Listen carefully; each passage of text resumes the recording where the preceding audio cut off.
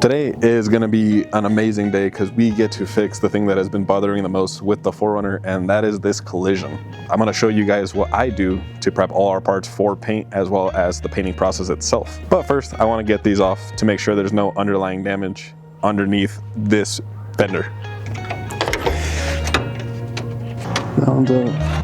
The reason we had to take off the grill is there is these little tiny bolts that bolt over here on the fender, and we need to get to that to actually take the fender off, and that's on both sides. So taking off the grill completely helps us out in being able to take off both fenders.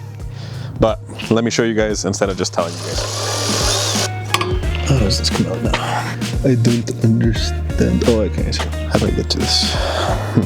Interesting.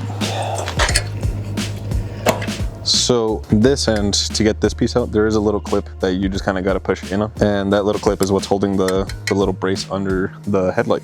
So now that we have this out, we can access all the bolts, specifically this one right here, which is one of the few bolts that's actually holding in the fender, along with all the other ones as soon as we take off the fender liner. So let's get this fender off.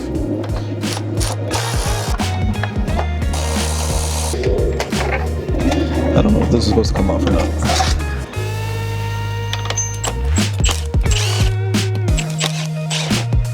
Beautiful.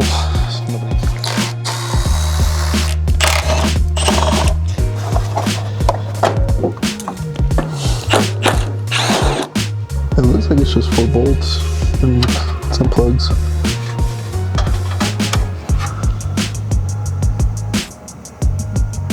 So I was wrong, there are some more bolts.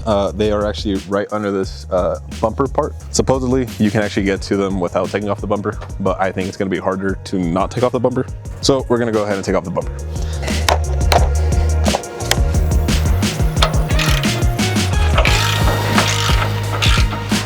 To take off the bumper, it's actually pretty simple. There are 6 bolts total and then 2 clips. The 2 clips are for the turn signals on the front, or reflectors, I guess. There's 2 bolts here holding on the bumper, and then there's one right here that is kind of like awkward to get to without taking off the fender liners. But it is possible. Once you take off those, then the bumper comes off. So now we can actually access the fender and get this off so we can go and fix it.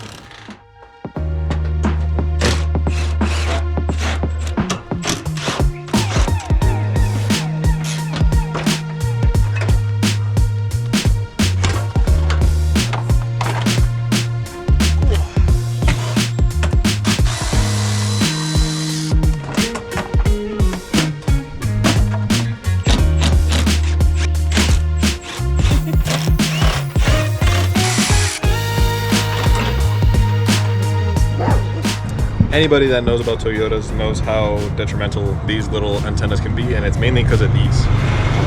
These little chrome pieces are typically rusted through, broken, whatever it may be, and they're kind of a pain in the ass to get unless you have the right tool. What I had to do was get 2 little screwdrivers, and I would press them into the edges here like this, just like that. I would get a vice grip, make sure to get both of them, pinch them together, and that would work just as well to be able to actually twist it off. Do I recommend it? No. If you can, buy the right tool, but I don't need it since I don't plan on working Toyotas very much, so do what you gotta do. But now we have both fenders off, so let's take them to the other location and get to work on them. See if we can get them primed today. What's going on, guys? This is day 2 of us fixing the fenders and all the body damage that I want to take care of for the 4Runner. That way we get it into pristine condition, at least the condition that I want to be able to drive it in. Today we are taking care of these fenders. There is quite a bit of body damage on both of the fenders, and we need to take those out first and make sure that they're smooth, at least smooth enough that we can put bondo. You guys want to take care of the majority of it before anything else. It is typically better to do this on the car, except that these are pretty big hits and I don't have a lot of the materials to actually pull them out on the car. So instead we took the fenders off, as you guys previously saw. So I'm taking care of a lot of it here, and I want to get it in primer before we put it back on the car and finish the paint. So right now, let's take care of the damage that's on this fender, and then we'll go from there.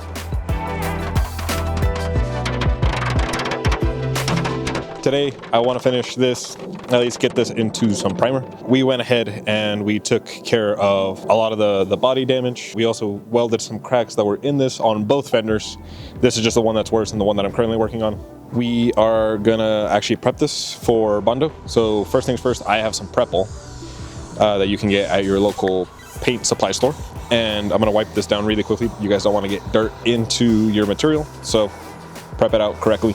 Now is I'm gonna get some 80 grit sandpaper on one of my sanders, and we're gonna take this all the way down to bare metal, because this one is actually kind of a little bit crusty, and it is 20-year-old paint, and I want to make sure that it's sanded correctly and painted correctly.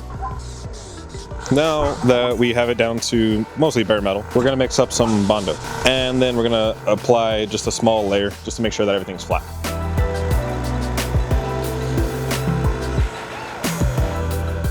I honestly don't know how good this is.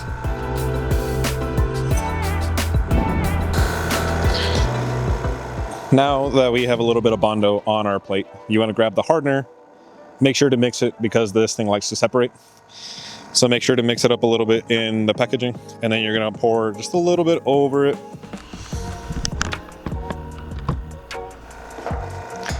Make sure to full it on itself because you don't want to introduce air bubbles, and then scoop up and do it again.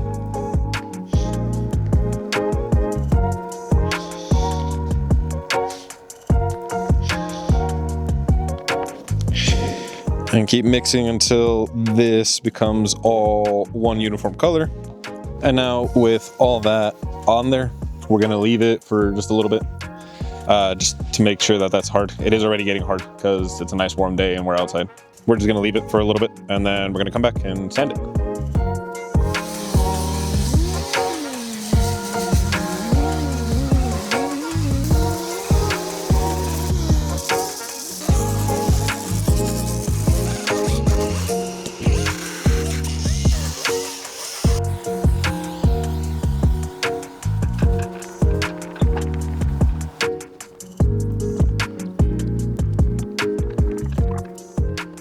So now that the bondo is solidified after waiting like 20 minutes, we are gonna sand it really quickly with the DA. I know there's somebody guys in the comments that are gonna be like, you're not doing it right. I'm getting the majority of the bondo off and then I'll block it. But we'll do that step by step. So right now I'm gonna use the DA to get a lot of the roughness out of it. And then we'll grab a block, same thing with like 160, 120. And we're gonna block the rest of it to make sure that's flat.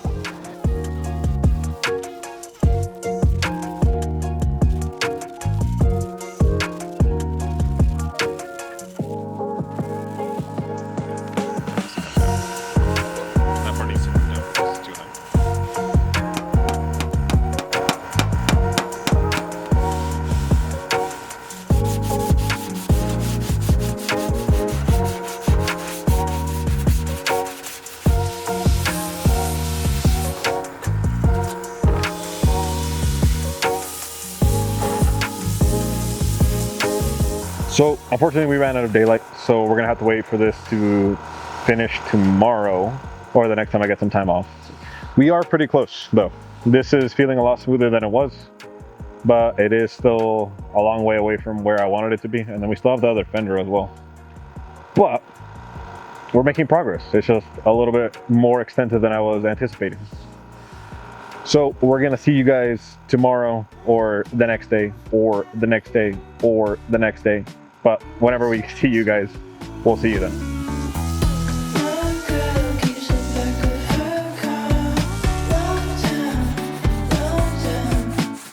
So here's a little trick for all of you that are trying to do this at home.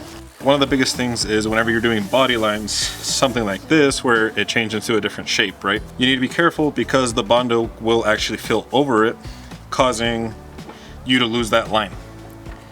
So one of the tricks that I learned when I was studying this is to grab a pencil and grab something to hold the pencil. And what you're gonna do is find a clean piece of metal that's not damaged. Find where that peak is and put your pencil on that peak, and then put your other finger on the edge of the fender.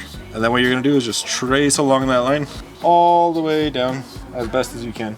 And so this line right here is the line that I wanna make for that fender.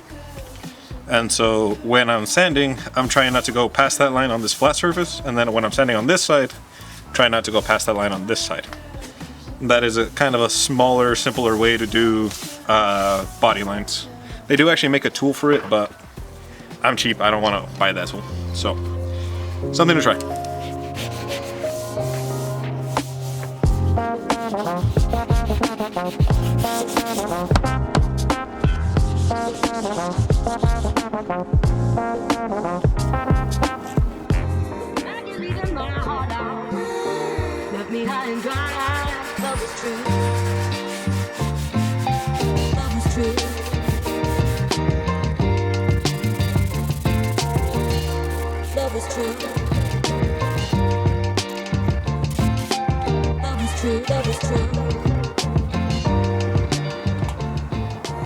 We're gonna do a quick skim of 120 grit to kind of get rid of some of the sand scratches, and then we're gonna go over to, I believe, 220. Then we're gonna add this glazing putty, and glazing putty is the same as the bondo that you just saw us use, except it's thinner, so it fills in all the holes, it fills in any imperfections that you have.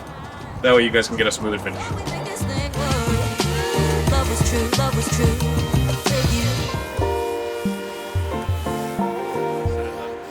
See slight differences between what it was or what it is here and what it was here. Some of it is because of the directional, with blocking in a crosshatch pattern, but we did get rid of a lot of the scratches that were up here with that 120 grit, and so we're going to slowly do that for the rest of the panels. Everybody sees it too. Thought our love was true. Thought we'd make this thing work. Love was true, love was true. With you, now you're leaving my heart out. Left me high and dry. Love was true. Love was true.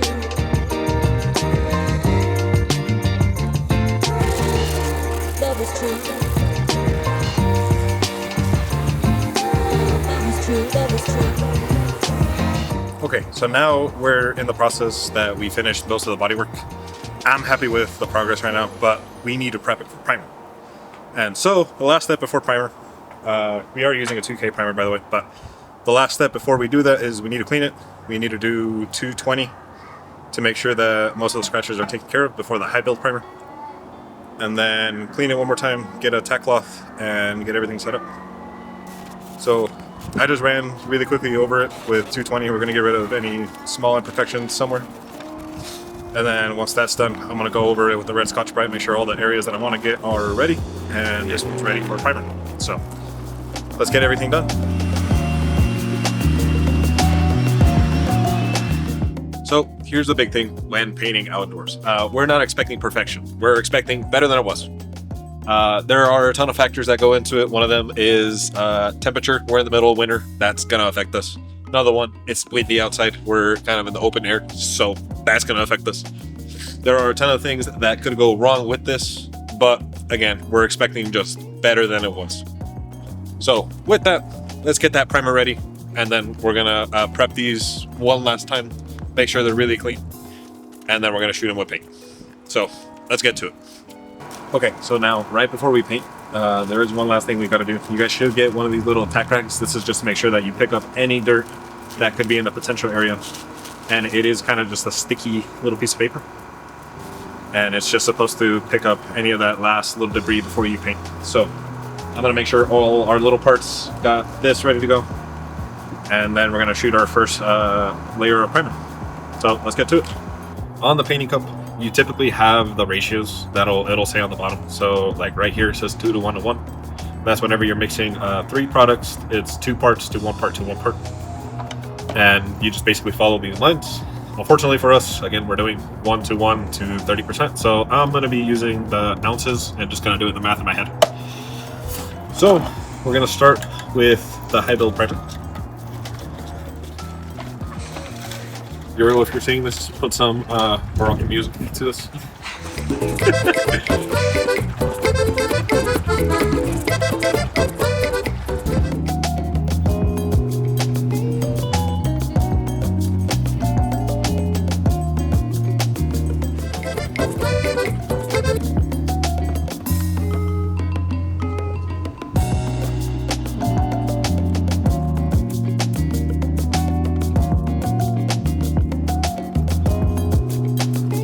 Close it, and we're ready to paint.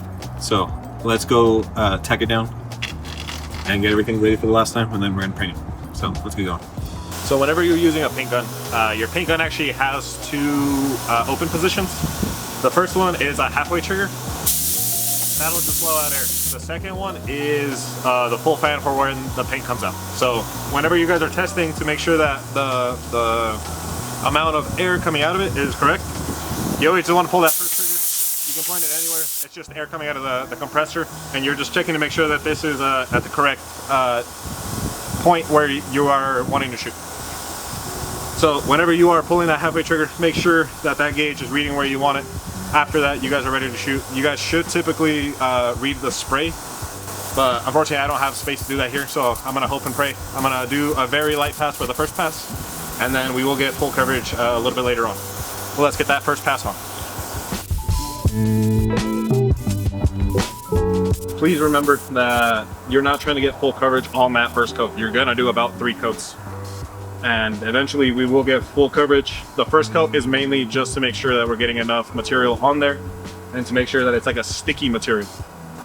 So that first coat is beautiful. We're gonna wait about 10 minutes and then we're gonna get a second coat on there.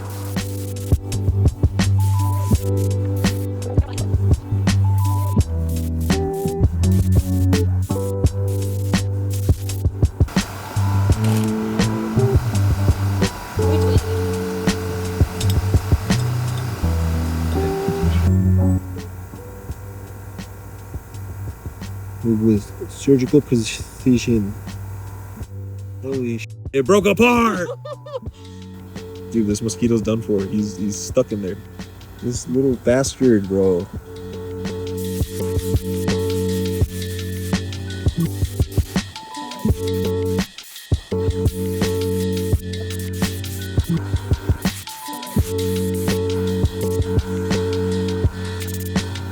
Now the fender is primed and ready for paint, but unfortunately that is all we have time for today, since this video took a little bit longer to shoot than I was anticipating. AKA, it took about 2 weeks to actually prime these things because weather and, you know, nothing was on our side considering we're in the middle of winter. So I'm thankful that we got these primed up today. So we will leave the painting for next video. Overall, I think these look a lot better than they were original. There are still a couple defects that if I wanted to make this car perfect, I would take out, but overall I want to make this car looking good again. So I'm going to leave it as is. There is a little bit of a bug right here. I'm going to put up a video for you guys. But overall, I think I'm happy with the paint job. We are going to sand this down one more time to make sure that it's completely flat and that there is no imperfections before we go ahead and paint it. But thank you guys for all the support. Thank you guys for 100 subs. And thank you guys for joining us for another week. We'll catch you next week.